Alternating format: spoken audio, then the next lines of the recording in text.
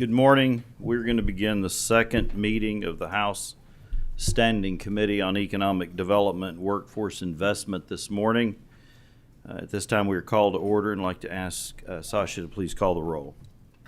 Representative Baker. Here. Representative Bauman. Present. Representative Bratcher. Here. Representative Callaway. Representative Elliott. Here. Representative Gentry. Here. Representative Hart. Here. Representative Huff. Here. Representative Jackson. Present. Representative King. Present. Representative Kulkarni. Present. Representative Lawrence. Representative Lockett. Here. Representative Pratt. Here. Representative Sharp. Representative Swan. Here. Representative Tackett Lafferty. Representative Truitt. Here. Representative Branscombe. Here. Chairman Weber. Present. At this time, we're going to begin our discussion this morning with House Bill 303, an act relating to economic development, sponsored by Representative Josh Branscombe. Ask Representative Branscombe to take the table. Bring forward any folks that you have here that are going to testify with you.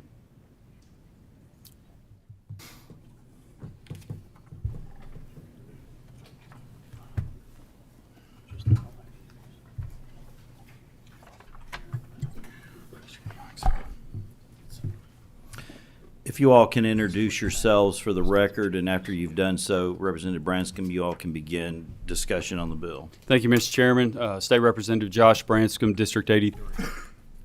Good morning, Chairman. This is Katie Smith, Deputy Secretary of the Kentucky Cabinet for Economic Development. Good morning, Angelica Sanchez Vega, General Counsel, Cabinet for Economic Development. Thank you, Mr. Chairman and fellow members of the committee. Before you today is House Bill 303, which deals with various changes that are being proposed by the Cabinet for Economic Development. While this bill is quite lengthy, fortunately, a large portion of this bill deals with reorganization, streamlining the processes in conformity to 2022 House Bill 8. House Bill 303 focuses on the following items, just to name a few: cabinet reorganization to better align with current operations, adds companies engaged in hydrogen transmission as qualifying companies for the Cabinet for Economic Development programs, addresses application gaps for grant and aid and skills training investment credit programs, aligns reporting deadlines for the Kentucky Rural Hospital Loan Program, cleans up the Western Kentucky Risk Assessment Fund based upon the $25 million appropriation, alignment of wage assessments with the 2022 House Bill 8, expands enhanced incentive county to allow those who have been declared a disaster relief county, clarification and cleanup of the Kentucky Entertainment Incentive Program, and it repeals programs that are no longer available or in use. Mr. Chairman, I have the Cabinet for Economic Development with me today to discuss the bill and to answer any questions you may have. I have with me Katie Smith and Miss Angelica Vega. I'll turn it over to them. Good morning. I don't know that we had enough of the handouts today, but we have emailed the staff. We did prepare a handout to try to align the bullets with the bill. So if you are going through the bill, to try to show you kind of what our requests are. It does include some of the other bills that we are working on or supporting, but it is, if you start with House Bill 303, for the majority of the first and second pages, it kind of gives you high-level bullet points of what we're asking. We do have a second handout because we know the request for the alignment of our wage assessment on the Kentucky Business Investment Program is a little complicated. We wanted to show you as the examples on the back of that second handout. It does show you if we don't do anything with the wage assessment, what will happen, and with what we're proposing, what the results are. So we did want to provide you with that example. But what we just wanted to request today is some cleanup, like Representative Branscombe mentioned, for our structure of our organization to truly align us with how we're currently operating, as well as with some of the programs. Hydrogen is an area where a lot of companies are going into, so we want to stay ahead of the industry in that area. With our reorganization, I do want to point out there are no asks for appropriations or any personnel, any changes. It's just truly changing names, so there should be no budget impact or budget request with that. Additionally, you'll see on our Bluegrass State Skills Corporation about an increase in the application allotment It's not an increase in the funding available for the program. It's just an increase in how much training can be included in one application. Other than that, we've got the wage assessment is also included in our Kentucky Jobs Retention Act, so you'll see with that as well. What we're proposing is the current proportion. There is, for KBI, you've got 5% that is for enhanced incentive counties, which based on the previous individual income tax rate, that's 100%. So we're proposing 100% of whatever the individual income tax rate would be eligible for those enhanced incentive counties. And then for those that are not enhanced, it was 3% state, 1% local. So what we're proposing is 60% of whatever that individual income tax rate is would be what's the state requirement, and 20% for the local requirement. And just, I was gonna say, go ahead. yeah, just to clarify there, right? So what we're doing with the wage assessment piece is we're trying to maintain the current proportions. Those proportions are currently in existence. We are just revising that language, right? So that as the income tax rate fluctuates, the proportion remains the same for the state's sort of incentive. I hope that kind of helps clarify some of the questions that you may have. We do encourage you to take a look at the handouts. And then, of course, we're happy to answer any questions. Mr. Chairman, that's the explanation of the bill, and we appreciate the committee's consideration. Representative King made a motion on the bill. I'll count Representative Huff as a second on the bill. Sorry. Representative King made a motion on the bill. Representative Huff made a motion. I'll count him as a second. If there are no questions, Sasha, please call the roll. Representative Baker, Yes. Representative Bauman, Yes. Representative Branscombe, Yes. Representative Bratcher, Yes. Representative Callaway, Representative Elliott, Representative Gentry, Yes. Representative Hart, Yes. Representative Huff, Yes. Representative Jackson, Yes. Representative King, Yes, ma'am. Representative Kulkarni, Yes. Representative Lawrence, Representative Lockett, Yes. Representative Pratt, Yes. Representative Sharp, Representative Swan, Yes. Representative Tackett Lafferty, Representative Truitt, Yes. Chairman Weber. Yes. The bill does pass with favorable expression and now moves to the House floor. Congratulations, Representative Branscombe. Thank you, Mr. Chairman. Thank you all. Our next item on the agenda today is House Bill 364, an act relating to paycheck protection, sponsored by Representative Josh Bray. Representative Bray, if you will come forward. There you are, I'm sorry. If you'll come forward and bring anyone that you have to testify with you. If not, please introduce yourselves for the record, and then you may begin your testimony. Thank you, Mr. Chairman. Representative Josh Bray, representative for the 71st House District. Mr. Chairman, I believe we have a committee sub.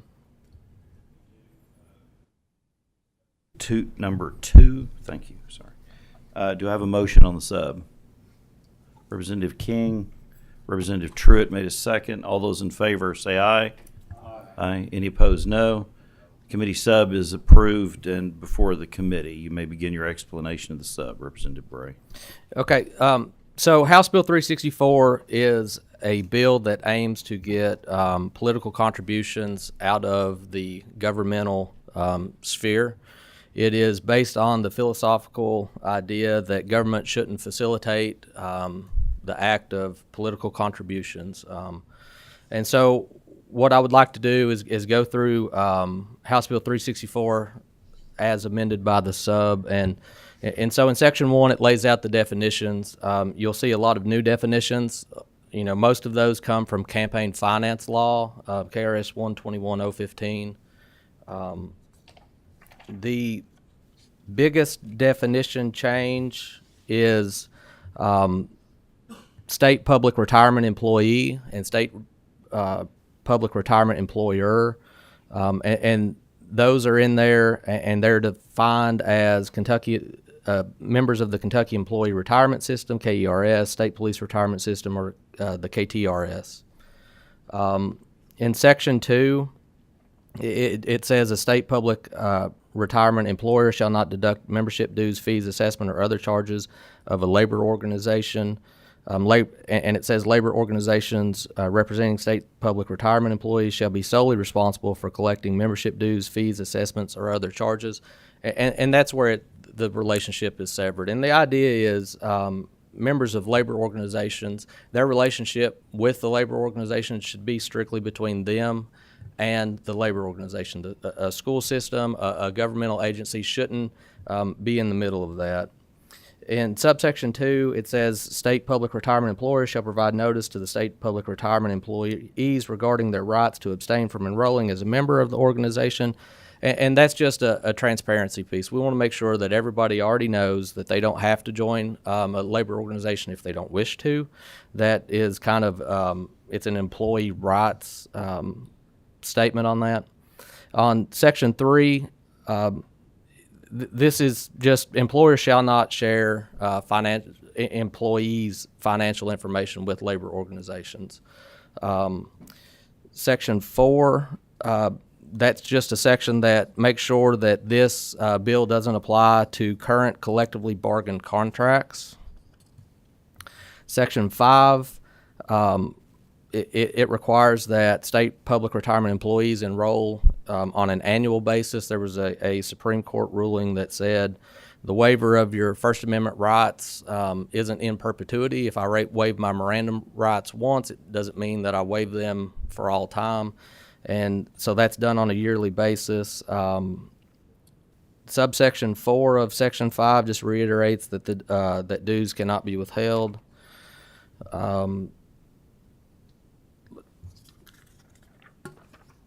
In subsection 7, Part D, that addition just says that members will receive an annual report, and that's a transparency piece. These reports are already generated, they're available, but we want to make sure that members have access to those and they see those when they are making their decision. And then in Section 7, it applies to KCTS. They're eligible to be members, and as members of as state public employers, state public retirement employers, they're involved. And then the last section in Section 8 just lays out the civil penalty.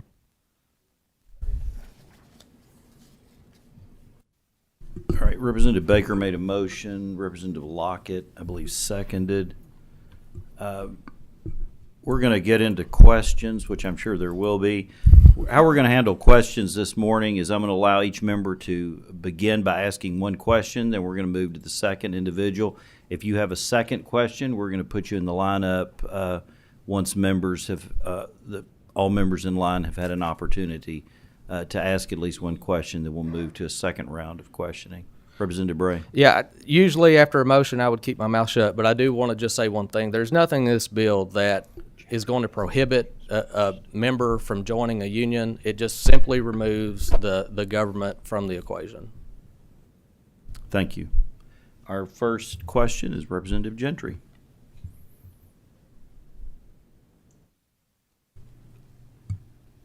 Thank you, Mr. Chair.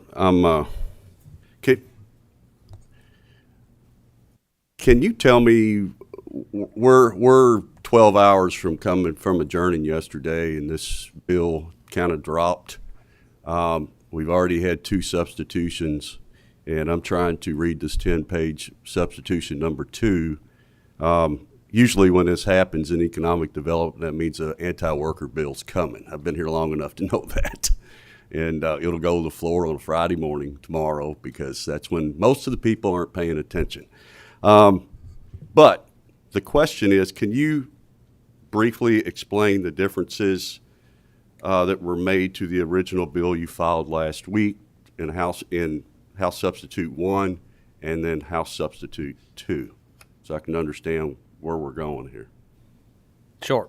So in the original House Bill 1, House Bill 364 version 1, as it was filed, the biggest difference between that and Substitute 1 was the addition. It changed it added one word to the definition of state public retirement employee. It added retirement, and to state public retirement employer. Then the version of 2 that is before us now. On my way home yesterday, I received a call from the firefighters unions. They were never intended to be in this. It was specifically excluded for the reason that the CERS program was excluded because local governments carry those liabilities on their books. Local governments have legislative authority, and I felt like it was appropriate to leave them out. So it struck in version 2. There was a section that applied to KRS 65. It just struck that, and there was a place or two where it said a public employer, and it changed that to a state public retirement employer. So this is more of an attack against the teacher union, not the firefighter union. This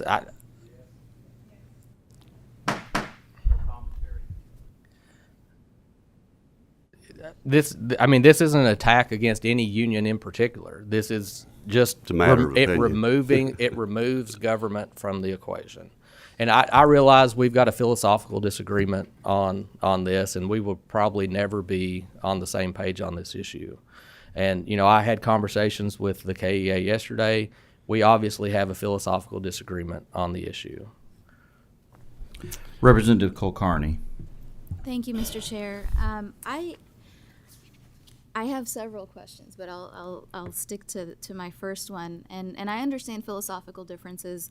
I have some logistical questions with this bill. So you've got several sections that talk about compliance with the bill. There's a civil penalty assessed if there's not compliance. And for instance, Section 3 talks about not collecting financial information for anything other than the collection of dues and fees. You've got transmission of financial records.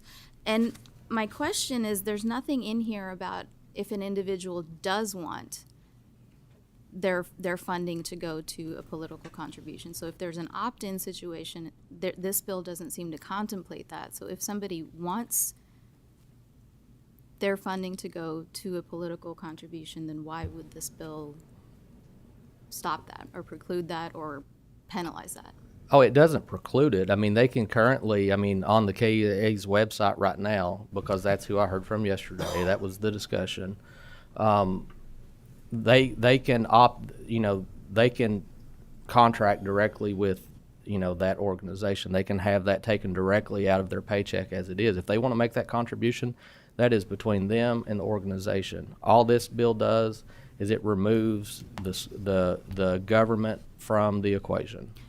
I'm sorry, I'm just asking that because there's no comma unless the employee opts in, or there's no reference to that in some of these compliance sections that you've got. So I just wanted to clarify that that's not the intent of the bill. So you've got here that there's going to be compliance, that no funding shall go to these political contributions, but there's nothing in the language itself that talks about when it's a voluntary contribution. What the bill does is it stops the government from direct withholding from a member's paycheck. And so the relationship moves from the governmental agency ensuring compliance between the member and the organization, and moves that relationship directly between the member itself and the organization itself. So if they want to donate to whatever, they still have that ability. This doesn't hamper that. It just ensures that that's not withheld from a paycheck. Okay, that's not clear to me. I'll let you move on, Mr. Chair. Thank you. Representative Truitt. Representative DeBray, I do have, just for my own sake, could you clarify if one of my teachers wants to join KEA or any other organization, they can still do so?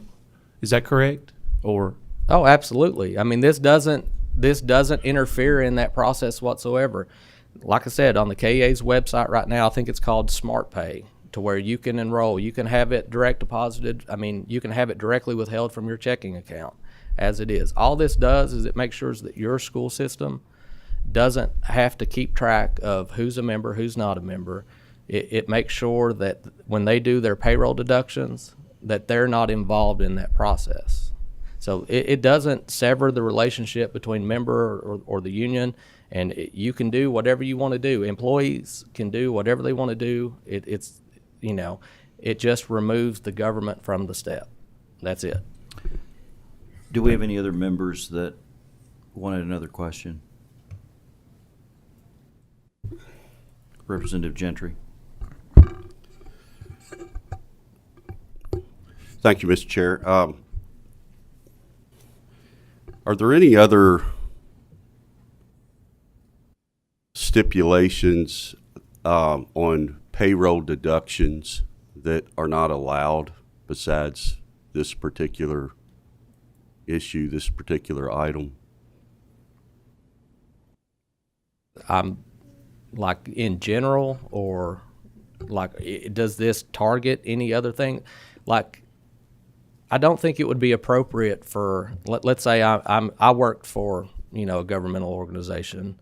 I don't think it would be appropriate for the Republican Party to set up, automatic pay withdrawals from, I don't think that would be the appropriate role for the government. But as far as what this bill does, I don't know. I guess I don't understand what you're asking. Okay, the question is no. The answer is no. That's it. Thank you, Mr. Chair. Representative Kulkarni. Thank you, Mr. Chair. So on page 5 of the committee sub, I believe it's section 5. Let me see what number. It's subsection D, line 6 through 9, where it talks about transmission of financial records in terms of a labor organization's quarterly expenses. What form does that take in terms of data? And I'm talking just about privacy issues here.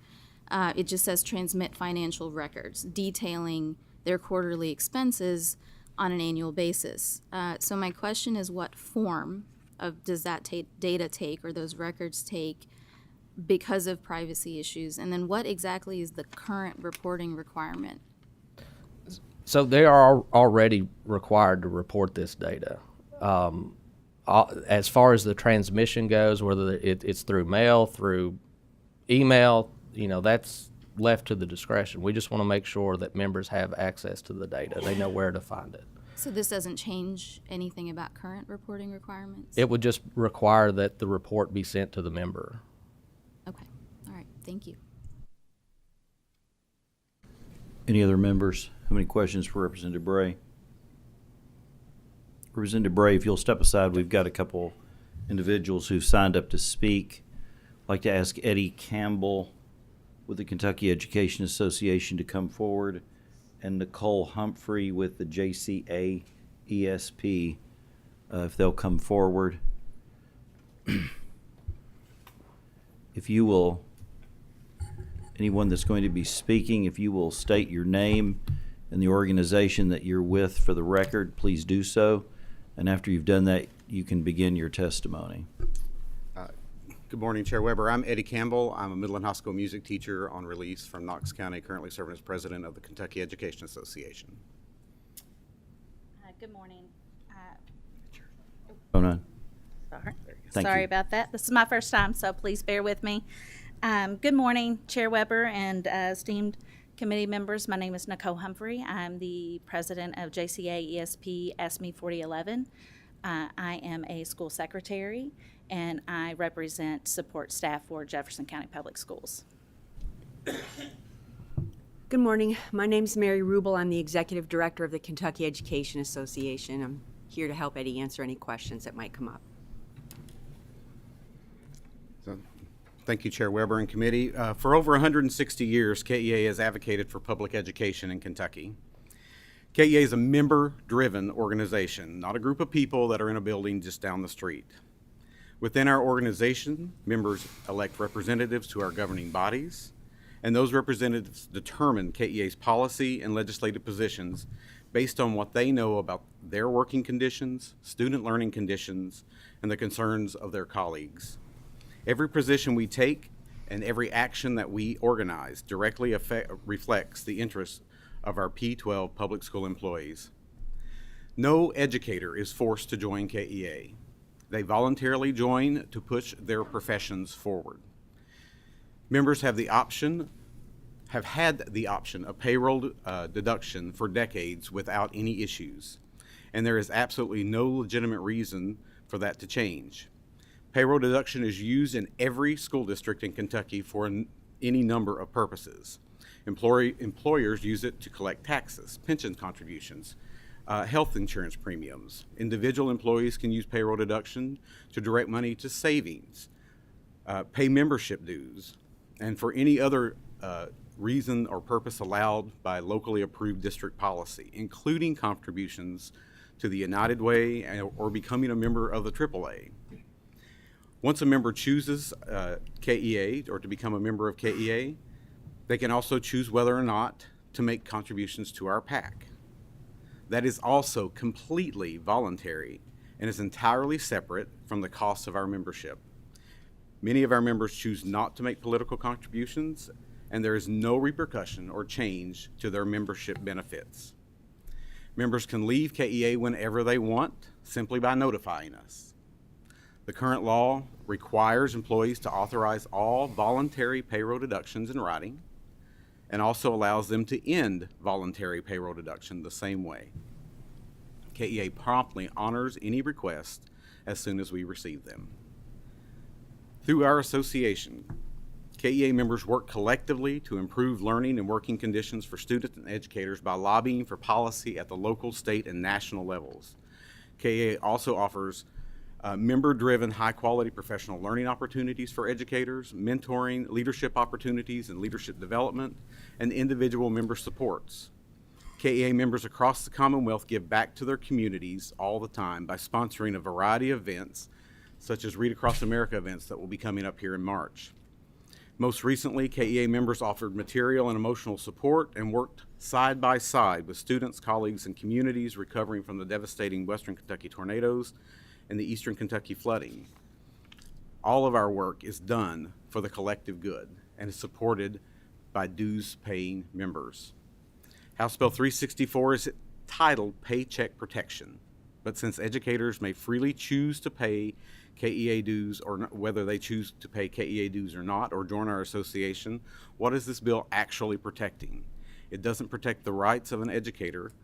In fact, it takes away the freedom for them to make decisions about how they pay and join their union and how they spend their hard-earned money.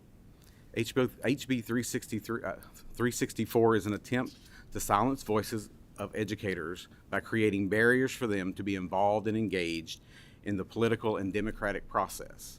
A process, by the way, that impacts every aspect of their jobs.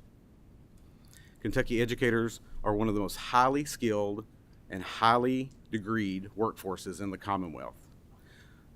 They are well informed about their professions, and most are involved voters. They make hundreds, perhaps thousands of decisions every day to further their primary purpose, which is to provide Kentucky public school students a quality education. We trust the future of Kentucky to our educators, and our educators shouldn't need a permission slip from the legislature to tell them how they can spend their hard-earned money. Although the intent of the sponsor may not be to take away the rights and voices of educators, this bill effectively does that by placing barriers. And that's why I ask this honorable body to allow educators to make decisions for themselves and vote no on HB 364. Thank you for your time. Hi, thank you for the opportunity to speak this morning. I represent 3,800 support staff for Jefferson County Public Schools. First, we just have a few concerns more than anything with this bill. One of those is just that this has been a method that we've used for years. This is something that, not just years, decades, really. And as it is right now, all employees have a voluntary choice. They choose every year whether they want to elect to take insurance, whether they want to sign up for a tax annuity. whether they want to donate to a charitable cause, whether it be United Way or any other charitable cause that may be represented through their individual district that they represent.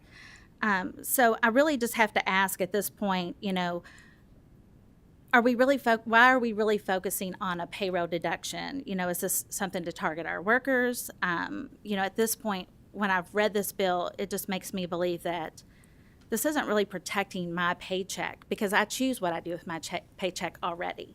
This is something that I do each year. And some of those things I don't have to renew each year. Some of those things, once I sign up for them, just like my tax annuity, it continues to go each year. It continues to be taken out of my paycheck. So I just kind of feel like, is this some way to silence our voices and to limit our choices?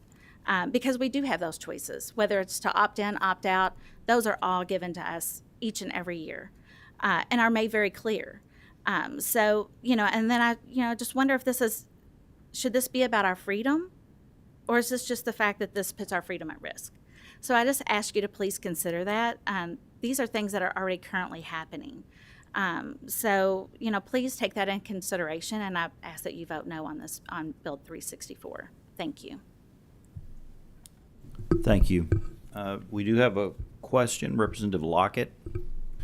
Yes, thank you, Mr. Chairman. I actually have a couple, but I'll do one at a time, as you requested. My first question deals with a statement that you made, sir, about PAC donations. Just kind of a question in terms of how that works. If someone elects to donate to the PAC through the KEA, is that PAC donation taken out of their paycheck as well, or is that a check that they write, or do they have to say, I'm going to give this extra? How does that work? So all dues obligations, including if they choose to voluntarily contribute to the PAC, give one obligation that is divided out by X number of whatever the pay, and those obligations are sent, and so that's collected and is sent into the organization. Mary, do you want to?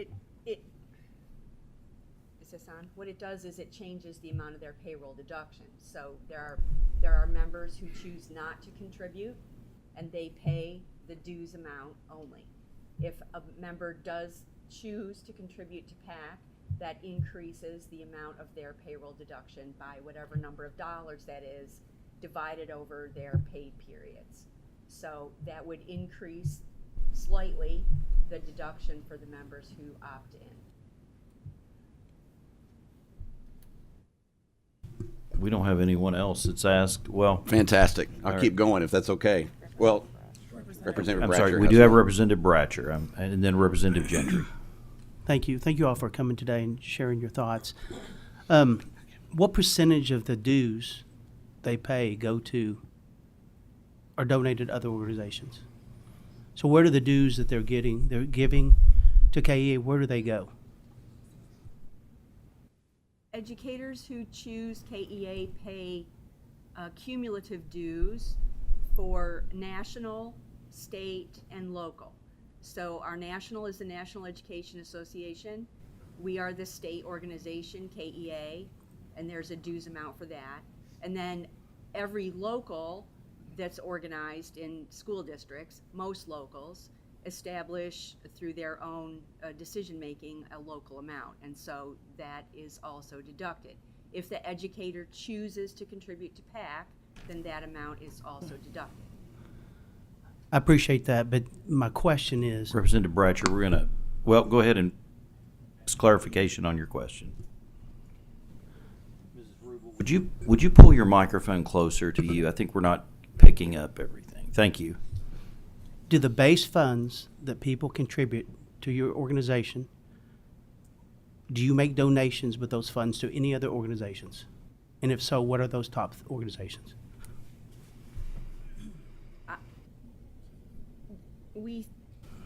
I think you know the answer to that. I'm not sure frankly what you're getting at, but the board of directors through our annual budget does occasionally authorize contributions to other entities. those generally are, that I can come up with off the top of my head, we contribute to KY policy, for instance, on an annual basis. We have contributed to the Fund for the Arts in Louisville when those requests have been made. We have, sorry, is it not on? Sorry. We used to contribute to the Secretary of State, used to have an essay contest for students. Those are the kind of contributions that we make directly with funds that we have available to us. Representative Gentry. Thank you. Yes, my question is, if this bill passes, do you have any idea what kind of extra cost or labor is going to be involved with collecting your union dues? There's, I mean, it- labor-wise, that's astronomical. I mean, that's very extensive. So we have right at 24,000 members. Those would be direct conversations with each one of those members to have conversations about the process. Can you speak up? The process for moving into our Smart Pay system, which is an option for our members now. Still can't hear. I'm sorry. So they labor-wise, we have approximately. This is very important. We want to hear Right, what you're we, saying. we have about 24,000 members, active members across the state. So that would be direct conversations. Yeah, it's on. You want me to answer? I think. Sure. Sorry. Can you all hear me through this mic? Okay. So, Representative Gentry, the answer to your question is that will involve a conversation with every individual member to explain to them the options that they still have if payroll deduction is taken off the table. So, Representative Bray was correct. We have established something called Smart Pay. You can go into our website and change your pay method. The problem that we're having, and the problem we'll continue to have, is that educators do not understand why they can't continue to choose payroll deduction for this purpose when, one, they've had it for decades, and two, they can still choose it for other purposes. So if you can become a member of AAA, why can't you become a member of KEA? It makes no sense to them, and frankly to us, why payroll deduction just for this purpose is being taken off the table. Representative Tackett Lafferty. So my biggest concern with this bill is lapse. My husband is a union member, and we choose each month to have his union dues deducted from his paycheck. We choose each month to have our health insurance for our family deducted from his paycheck. We choose each month to have our life insurance policies, which protect our children, deducted from his paycheck. We choose to have his contributions to his retirement and the contributions to our kids' college funds deducted from his paycheck. These are the things that, in the light of a busy world with 2 working parents and 3 active children, these are the things that I don't want to see drop. I don't want to see lapse. I don't want to see my family not realize the benefit of. So, and his union benefits are at the top of that list. And so my question is, what is the so your union members are going to have to send in paychecks, and if those lapse, they won't be covered after the lapse, so they won't get the benefit of what they typically can expect is paid for monthly and comes out of their paycheck. So they will the lapse date back to the date of the non-payment, and then they will be uncovered or non-members between the time that they maybe realize that they should have sent in a payment. Can you explain that process to me, how this is going to affect people who want the protection of this benefit? You want me to go ahead? I would just like to state that, for classified employees, especially, across the state, this is something that I know not every union has that Smart Pay option on their websites. Not every member that I represent has internet in their household. You know, you're talking about people who, you know, are working 3 and 4 jobs, some of them, and to try to get them to come to a union hall or try to get with them to fill out this information is going to be extremely hard for them. It's going to be a hardship. Some of them do not even own vehicles, so they're going to have to try to figure out a way to get that information to us. And you know, something else that a lot of our members utilize through our union dues, we have a lot of people that are continuing with higher education. So if they do not pay their dues and there is a lapse, that's another huge issue for them, for their tuition and to continue to go to school. I mean, there's a lot of things that are at stake here, and there are a lot of people, not only just with KEA, but the other state unions that may not have that opportunity. And I know that it will be a hardship for a lot of my members. This will be something that will be extremely difficult for them. Thank you. Representative Cole Carney. Thank you, Mr. Chair. My question to you all, and thank you for presenting, is how many members have you heard from that want a change to the methodology by which their dues are deducted over the course of the years or decades that the system has been in use? None. None. We haven't heard from anyone requesting that payroll deduction be eliminated. Thank you. Representative Truitt. How many members did you say were associated with KEA? So we represent around 43,000 members that are active and classified employees in school districts across the state, retired former educators and aspiring educators who are in our on pathways to become educators in the state of Kentucky. Okay, and how many of those are doing something other than the payroll deduction? What percentage, do you know? Do you have a significant amount of people that are already paying their dues not by payroll deduction? Not yet. We're working on this because we anticipated this kind of discussion. But it will be a process. Not everybody understands what's happening or why. And we will have to explain to them, how to make this work in some other way. And to answer Representative Tackett-Lafferty's question, KEA is generous with people who accidentally miss payments or who change school districts and don't realize that they need to re-sign. And so, no, we won't just cut people off. There'll be a reasonable period of time to deal with that and make it right. Representative Lockett. I just have a follow-up question from my other one about the PAC donations that are deducted from a paycheck. I want to be clear in our discussion as well that we are not talking about deducting health insurance. We're not talking about benefits. We're not talking about any of those things. This is not the same thing. What we are discussing is deducting political action committee donations from a public employee's paycheck. And I have to be honest, Mr. Chairman, when I drive down Capitol Avenue and I see your building and I see a big political sign in your window, I want to know from you, do you feel like it's appropriate to use taxpayer funds to withdraw political action committee donations from a public employee?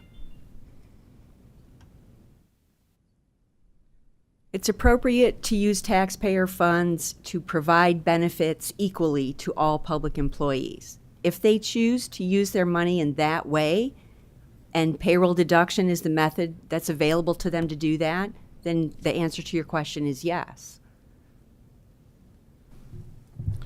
Representative Tackett-Lafferty.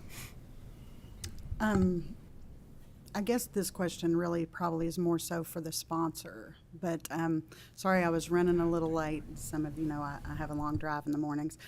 So I was trying to listen to the testimony on the way here, and I hear that we were something about trying to take government out of the equation.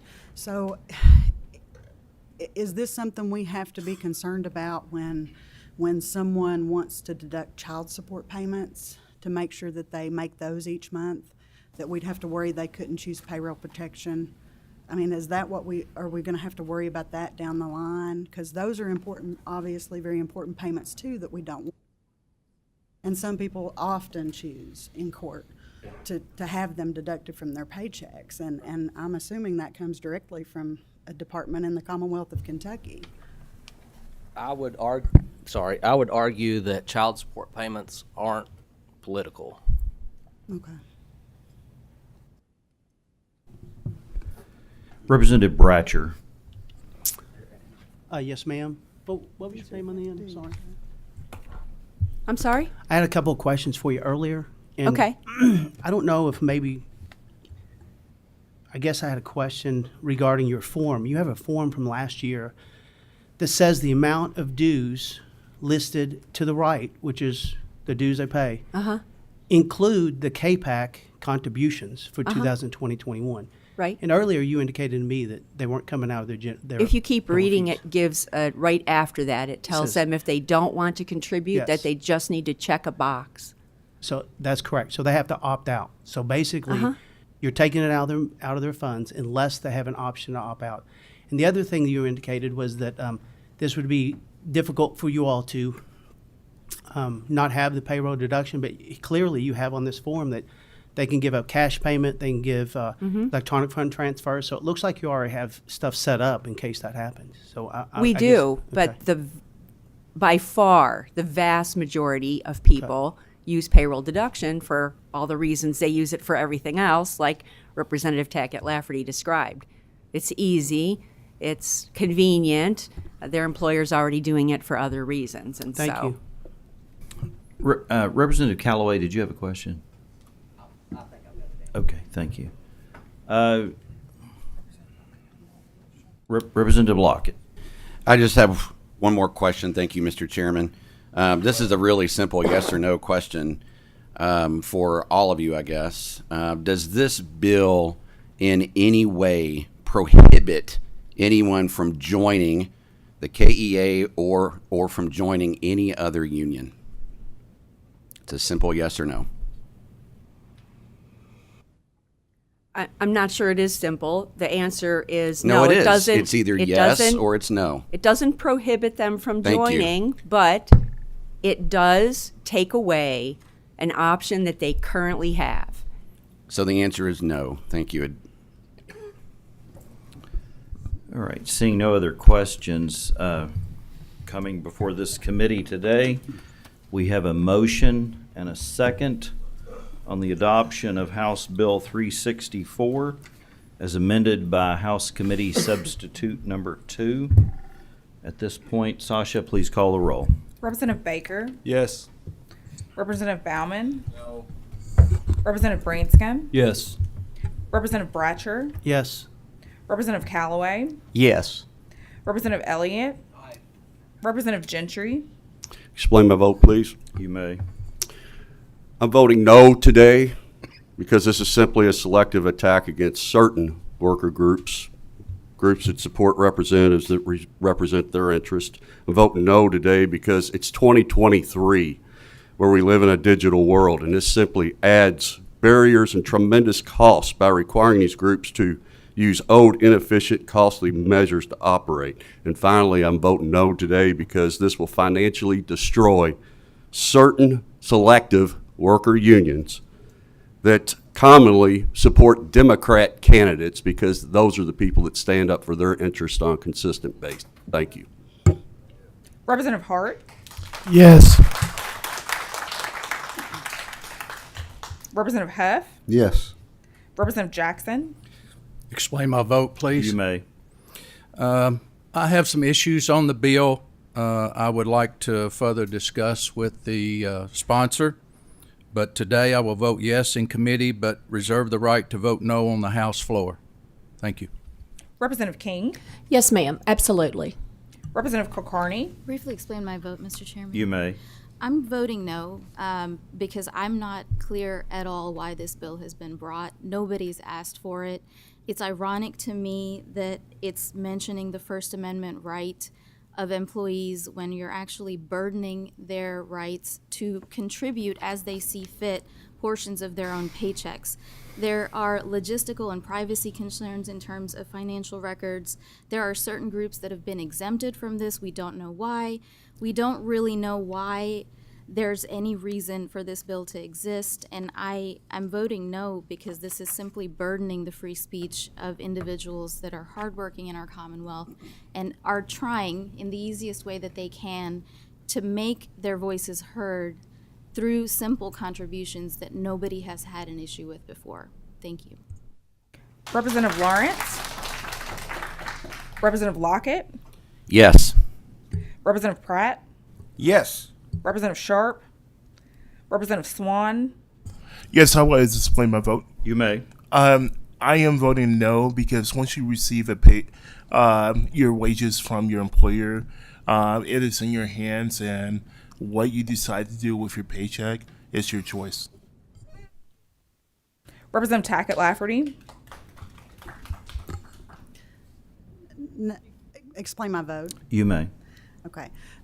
Of course, I vote no, and partially because I do understand the complications of day-to-day living in this time. I would hate to leave that responsibility solely up to my husband, who works 12-hour shifts, 24 hours a day, and I'm certain that his wife is a little busy to try to help him keep up with it. So today I vote no. Representative Truitt, Briefly explain my vote. You may. As a public educator,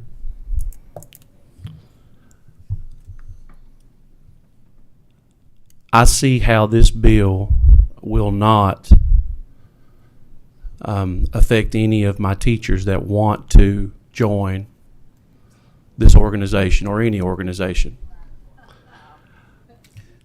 Quiet. Let Representative Truitt explain his vote. My goal is to remove politics from education. And so with that being said, I'm a yes. Chairman Weber. Yes. House Bill 364 is amended by committee substitute number 2, passes favorably from this committee and now moves to the House floor. At this time, that is all the business we have before this committee. Do I have a motion to adjourn? We have a motion and a second to adjourn.